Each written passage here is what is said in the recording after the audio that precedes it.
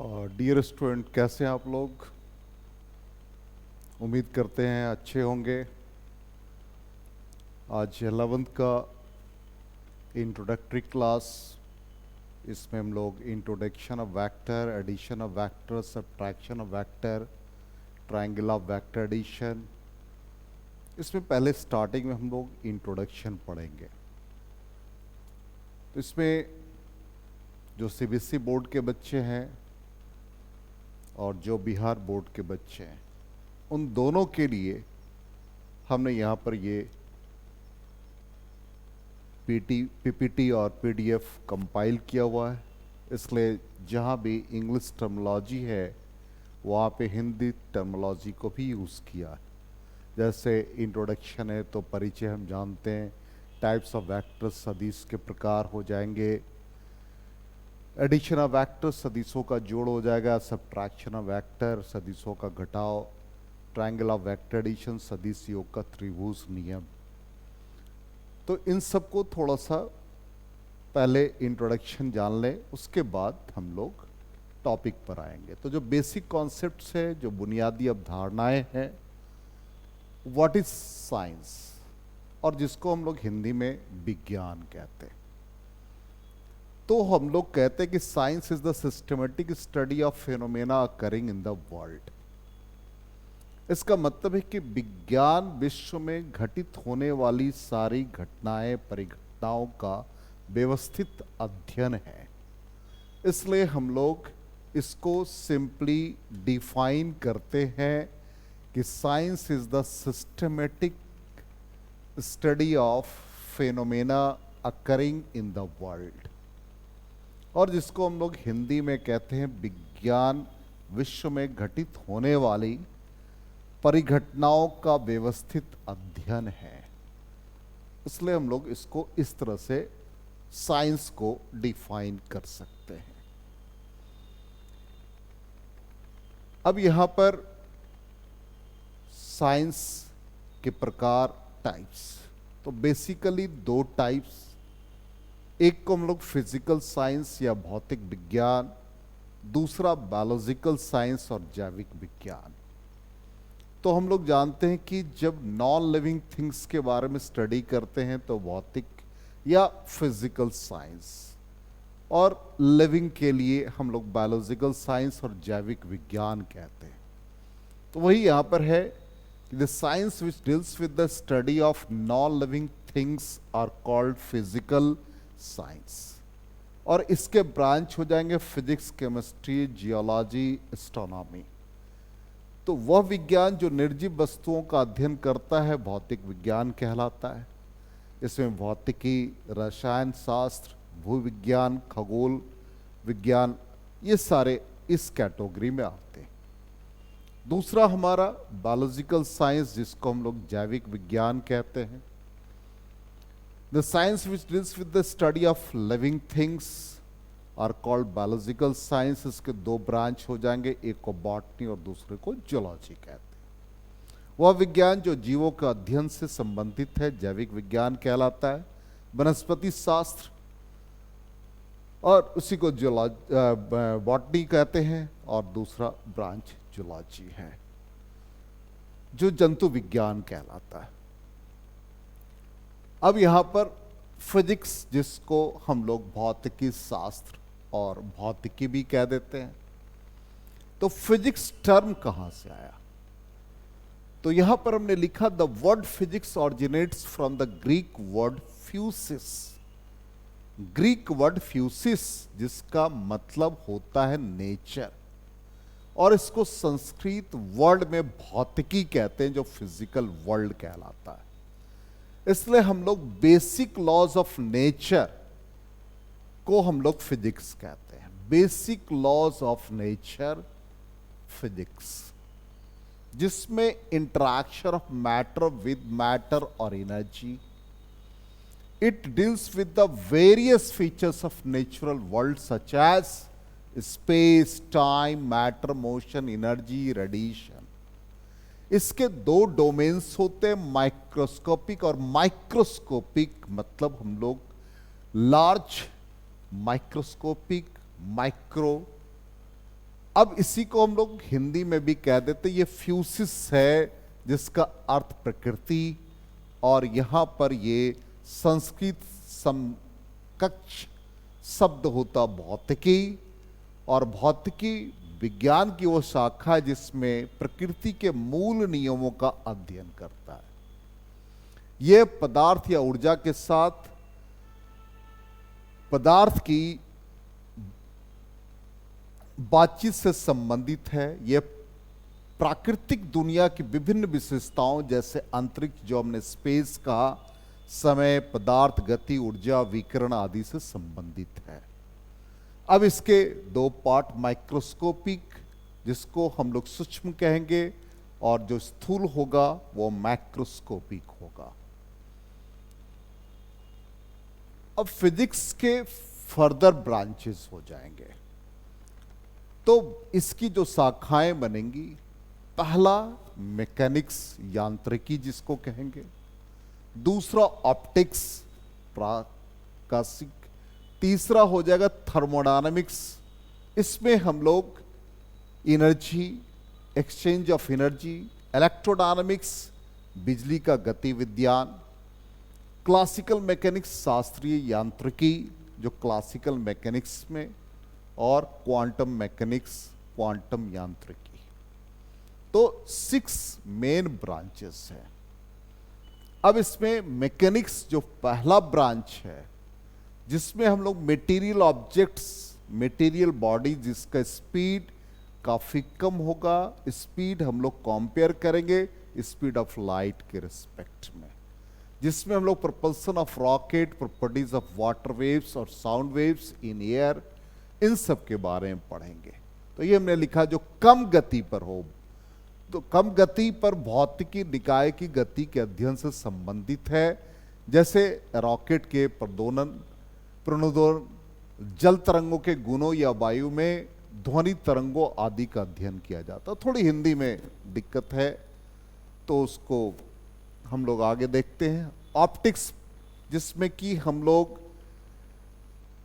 Formation of images, study of nature and properties of light, इसमें प्रकाश की प्रकृति और गुणों को अध्ययन से संबंधित होगा। जैसे हम लोगों ने दर्पण पढ़ा था, लेंसेस पढ़ा था, तो उसमें जो इमेज बनाते थे, जो फॉर्मेशन ऑफ इमेजेस होता था, उन सब के बारे में स्टडी करेंगे। तो ये ऑप्टिक्स हो गया। नेक्स्ट है थर्मोडायनेमिक्स। अब थर्मोडायनेमिक्स, इसमें हम लोग equilibrium, change in internal energy, temperature, entropy, इन सब के बारे में डिस्कशन करेंगे।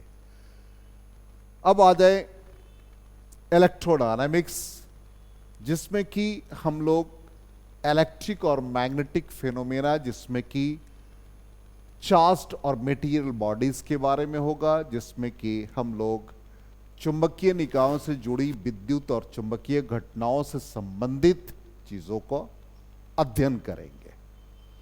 अब क्वांटम मैकेनिक्स है, तो इस क्वांटम मैकेनिक्स जो हायर स्टडी में पढ़ेंगे, हम लोगों को 11th-12th स्टडी में नहीं पढ़ना है। इसमें mechanical behaviour of some microscopic particles जैसे एटम्स है, न्यूक्लियाई है, उसके इंटरैक्शन, इन सब के बारे में पढ़ेंगे। नेक्स्ट है क्लासिकल मैकेनिक्स, जिसमें कि हम लोग माइक्रोस्कोपिक फेनोमेना जैसे मैकेनिक्स, ऑप्टिक्स, इस ब्रांच में आ जाएगा। तो ये हमारे सिलेबस में है। क्वांटम हम लोग अभी नहीं पढ़ेंगे, हायर स्टडी में पढ़ेंगे। इलेक्ट्रोडायनेमिक्स का कुछ पार्ट हम लोग 12th स्टैंडर्ड में पढ़ेंगे। अब आ जाए, यहां से आपको इंटरेस्ट आएगा। मैकेनिक्स पहला ब्रांच है। अब मैकेनिक्स के 3 बेसिक पार्ट हो जाएंगे। स्टैटिक्स एक ऐसा मैकेनिक्स का ब्रांच जिसमें हम लोग ऑब्जेक्ट जो रेस्ट में रहेगा, वो यांत्रिकी विज्ञान की एक शाखा जिसमें कि कोई भी वस्तु आराम की अवस्था में है या संतुलन की अवस्था में है, जिसको हम लोग रेस्ट और इक्विलिब्रियम, जबकि इस पर बहुत सारे फोर्सेस एक्ट कर रहे हैं, तब भी ये इसका मतलब स्टेशनरी है। जैसे हम लोग बिल्कुल अपने पोजीशन पर हैं, इसका मतलब है कि टोटल वेट हमारा mg वर्टिकली डाउनवर्ड है और एक रिएक्शन अपवर्ड लग रहा है, तो स्टैटिक पोजीशन हमारा हो गया। हमारे रेस्पेक्ट में सराउंडिंग में कोई भी ऑब्जेक्ट स्टेशनरी है, इसका मतलब वो इक्विलिब्रियम में है, संतुलित अवस्था में है। दूसरा ब्रांच डायनामिक्स होगा, जिसमें कि हम लोग मोशन के बारे में, लेकिन इसमें हमें मोशन का कॉज बताना पड़ेगा, मोशन के रीजन हमें बताने पड़ेंगे। इसलिए गतिकी हमने लिखा, ये यांत्रिकी की शाखा जो वस्तुओं की गति के अध्ययन से संबंधित है, और इसमें गति के कारणों का हमें ध्यान रखना है। काइनेमेटिक्स, इसमें हम लोगों को कॉज ऑफ मोशन कंसिडर नहीं करना है। इसका मतलब एक ऐसा मैकेनिक्स का ब्रांच जिसमें कि study of motion of object without consideration the cause of motion, motion का कारण नहीं। अब इसको हम लोग सिंपली ऐसे समझ ले कि जैसे कोई भी ऑब्जेक्ट स्टेशनरी है, अब टेबल पे कोई भी बुक रखा हुआ है, भाई स्टैटिक होगा। तो ये फिजिक्स का ये ब्रांच जिसमें स्टैटिक, हम लोग इसमें आ जाएंगे। जो भी बॉडी रेस्ट में रहेगा वो इस ब्रांच के लिए हो गया। अब डायनामिक्स मोशन में है, जैसे सिंपली मान लिया हमने कहा कि एक व्हीकल, एक कार मोशन में है, तो मोशन के रीजन क्या है? इस पे लगने वाला फोर्स, इस पर लगने वाला एक्सेलरेशन, इन सबको हमें कंसिडर करना है। तो यही हमने लिखा है कि गति के कारणों का ध्यान रखें। फोर्स लग रहा है, अब वो फोर्स कैसा है, फोर्स के नेचर कैसे हैं, इन सब के बारे में। अब काइनेमेटिक्स में हमें रीजन नहीं बताना है, सिंपली फोर्स का टाइप नहीं, कौन सा फोर्स लग रहा है ये नहीं, सिंपल अप्लाइड फोर्स, जो फोर्स एक्ट कर रहा है, एक्सेलरेशन एक्ट कर रहा है, इसमें हमें कॉज ऑफ मोशन नहीं बताना है। तो ये हमारे बेसिकली मैकेनिक्स के 3 पार्ट हो गए। अब आ जाए हम लोग मोशन, गति। अब गति के 3 प्रकार। पहला वन डायमेंशनल मोशन। अब वन डायमेंशनल मोशन का मतलब क्या है? जिसको हम लोग एक आयामी गति कहेंगे। हम लोग सिंपली 3 कोऑर्डिनेट्स यूज करते हैं। अब ये हमारा एक्स एक्सिस है, ये वाई एक्सिस है, ये जेड एक्सिस है। एक ऑब्जेक्ट यहां से ये मूव करके यहां आ गया, एक वस्तु अपनी इस अवस्था से इस अवस्था में आ गई। अब यहां पर यदि हम मान लो x का वैल्यू 2 लिखे और यहां x का वैल्यू 3 लिखे, तो हमने x के वैल्यू को बदला। इसका मतलब सिंपल, हमने x कोऑर्डिनेट लिया जबकि हमारे पास 3 कोऑर्डिनेट हैं, सिर्फ एक कोऑर्डिनेट को यूज किया। इसलिए यहां पर आउट ऑफ 3 कोऑर्डिनेट्स एक ही कोऑर्डिनेट पार्टिकल के पोजीशन को बता रहा है। इसलिए हमने लिखा the motion of an object is said to be one dimensional motion if only one, सिर्फ एक, कितने में? 3 कोऑर्डिनेट में। यही पार्टिकल के पोजीशन को बताता है कि टाइम के साथ वो कैसे चेंज कर रहा है। यही है, यदि वस्तु की स्थिति को निर्दिष्ट करने वाली 3 निर्देशिकाओं में से, 3 कोऑर्डिनेट्स में से सिर्फ एक समय के साथ बदलता है, जैसे अभी हमने बताया, एक पार्टिकल का मोशन एक्स के long, motion in a straight line, किसी वस्तु की एक सीधी रेखा में जो गति है, इसी को हम लोग वन डायमेंशनल मोशन कहेंगे। आई थिंक आपको क्लियर हो गया होगा। चलिए नेक्स्ट देखते हैं। तो नेक्स्ट टाइप बन जाएगा 2 डायमेंशनल मोशन। इसका मतलब यहां पर दो कोऑर्डिनेट हम लोग यूज करेंगे, इसलिए हमने इसको दो आयामी कहा। तो दो आयामी गति, इसका मतलब तीन कोऑर्डिनेट्स में से दो कोऑर्डिनेट इसके पोजीशन को बताएगा। जैसे एक पार्टिकल का मोशन सर्कुलर पाथ पे है, तो जैसे हम लोग ये x लिखते हैं, x डैश, ये y लिखते हैं, y डैश लिखते हैं। अब यहां पर कोई भी कोऑर्डिनेट लिखेंगे तो x और y दोनों चेंज करेगा। सपोज हमने 2 3 लिखा, इसका मतलब दो कोऑर्डिनेट हमने इस्तेमाल किया, ये x का वैल्यू है, ये y का वैल्यू है। इसलिए यहां पर लिखा है कि दो निर्देशांक जो वस्तु की स्थिति को निर्दिष्ट करते हैं, समय के साथ बदलते हैं, इसी को हम लोग क्या कहेंगे, टू डायमेंशनल कहेंगे। अब यहां पर जिसको कि हम लोग एग्जाम्पल में कह सकते हैं, motion of a body in a circular path, motion of A particle in a circular path. जैसे हम लोग कह सकते हैं सैटेलाइट का रेवोल्यूशन अराउंड द अर्थ हो रहा है, प्लैनेट का रेवोल्यूशन अराउंड द सन हो रहा है, एक पार्टिकल एक सर्कुलर पाथ में मूव कर रहा है, एक पार्टिकल को आपने थ्रो किया, इस तरह का पाथ होगा। ऐसे मोशन को हम लोग टू डायमेंशनल, जिसमें सिर्फ और सिर्फ हम लोग दो कोऑर्डिनेट को यूज करेंगे। तो ये हमारा टू डायमेंशनल मोशन हो गया। नेक्स्ट आ जाए थ्री डायमेंशनल मोशन। कहता the motion of an object is said to be three dimensional motion if only three. तो ऑब्वियसली थ्री है, तो थ्री में थ्री कोऑर्डिनेट्स को हमने यूज किया जो टाइम के साथ चेंज करेगा। तो अब इसका एग्जाम्पल क्या हो सकता है? तो इसका एग्जाम्पल जैसे सिंपली मान लिया हमने कहा ए kite is flying in the sky. ये काइट का पोजीशन है, एक पतंग उड़ा रहे हैं हम। अब यहां पर ये पतंग का पोजीशन नीचे से ये वाई बता रहा। यहां पर हम खड़े हैं, हमारे हाथ में इसका थ्रेड स्ट्रिंग है, धागा है, ये वाई हो गया।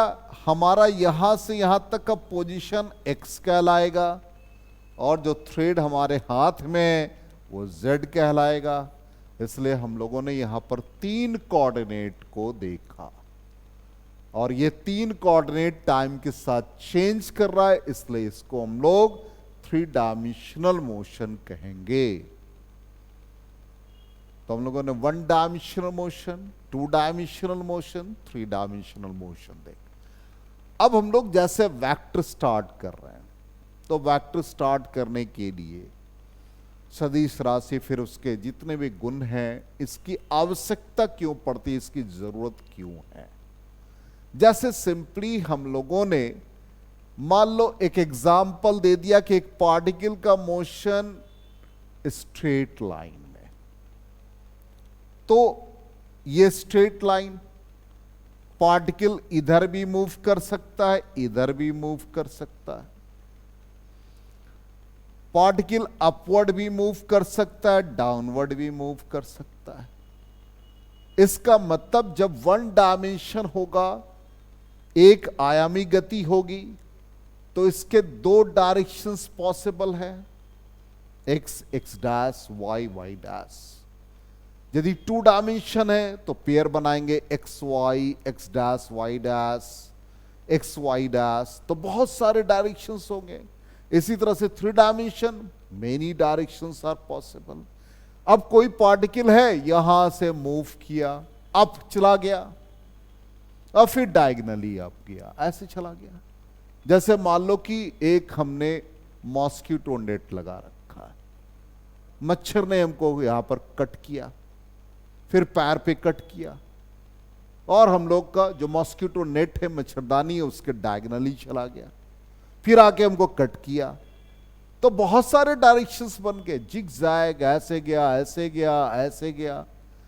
इन सारे डायरेक्शंस को एक साथ हम लोग सिंप्लीफाई कर सकते हैं, और उसको सिंप्लीफाई करने के लिए जो क्वांटिटी हम लोग इंट्रोड्यूस करेंगे और उसी क्वांटिटी को हम लोग वेक्टर कहते हैं, उसी को हम लोग सदिश कहते हैं। तो इसलिए हम लोगों को वेक्टर की जरूरत पड़ती है। इन सब को सिंप्लीफाई कर देंगे एक जगह। अब यहां पर सबसे पहला क्वांटिटी स्केलर्स और स्केलर क्वांटिटीज, जिसको हम लोग हिंदी में अदिश राशियां कहेंगे। अब ऐसा क्वांटिटी जिसमें सिर्फ मैग्नीट्यूड है, जिसमें कोई डायरेक्शन नहीं, वो भौतिक राशियां फिजिकल क्वांटिटीज। फिजिकल क्वांटिटीज का मतलब हो गया जो फिजिक्स के लॉ पर बेस्ड है।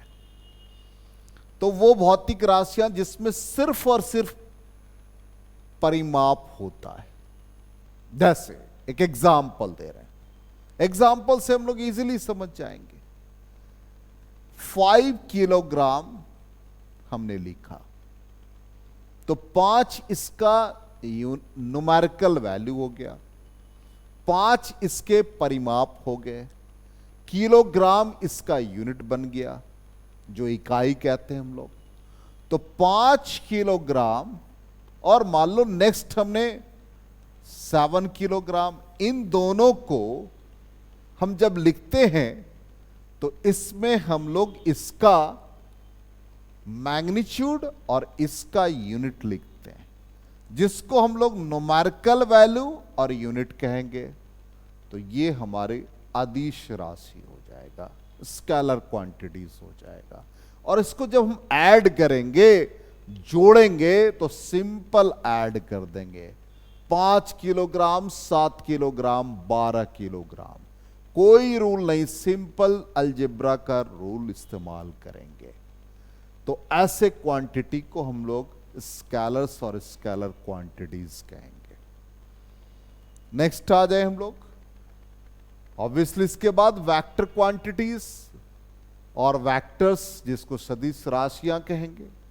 अब यहां पर एक कंडीशन आ जाएगा, कंडीशन आ जाएगा कि मैग्नीट्यूड के साथ डायरेक्शन भी होना चाहिए। जैसे मान लिया कि एक हमने कहा 5 न्यूटन का बल लग रहा है, फोर्स लग रहा है, जिसका डायरेक्शन नॉर्थ से साउथ की तरफ है। अब इसको हमने लिखा न्यूमेरिकल वैल्यू, ये लिखा यूनिट, और ये लिख दिया डायरेक्शन।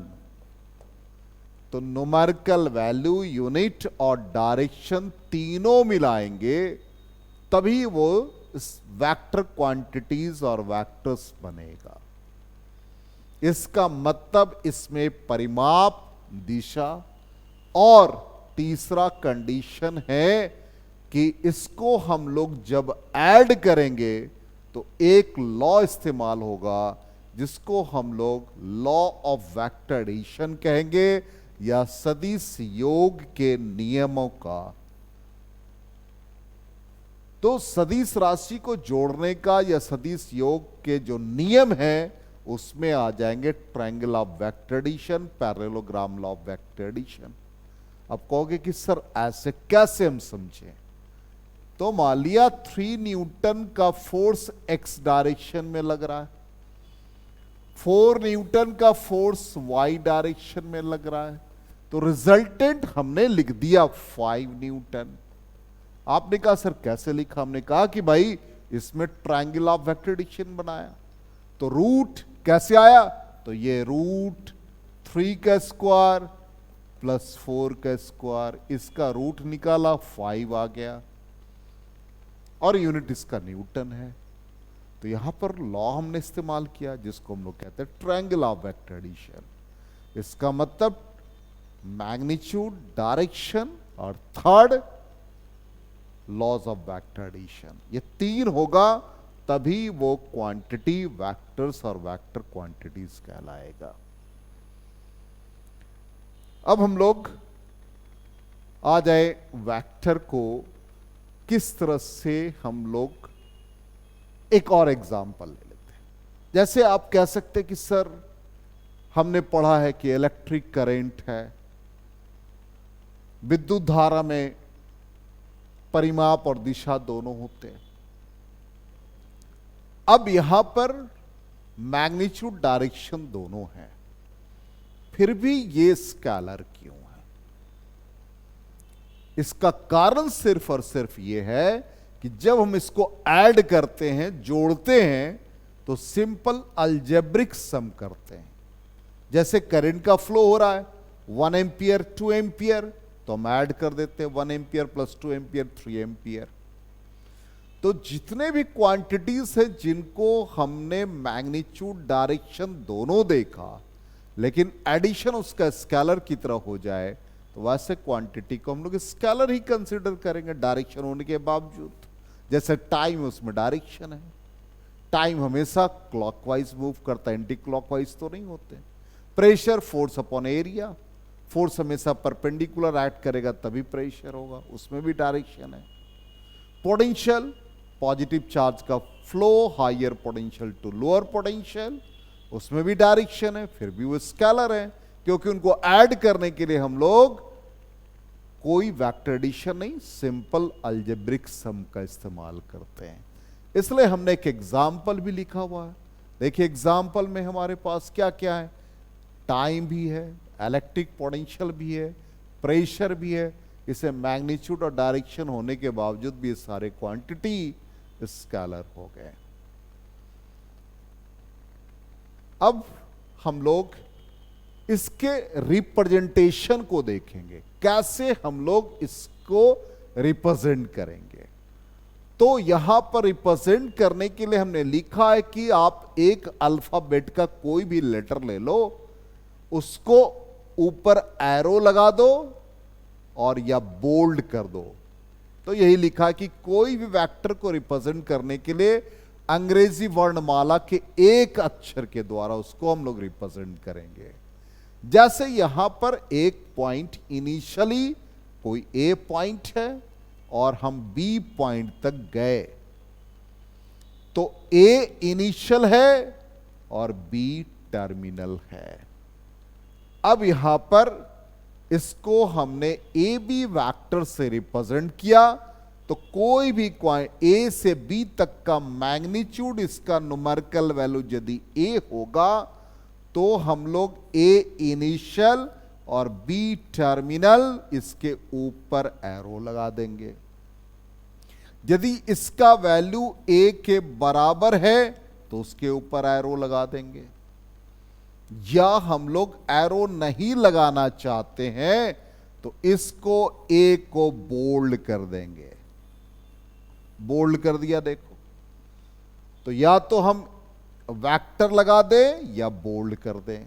जैसे एक एग्जाम्पल, मान लो हमने वेक्टर के नियम के अनुसार लिखा a plus B is equal to C.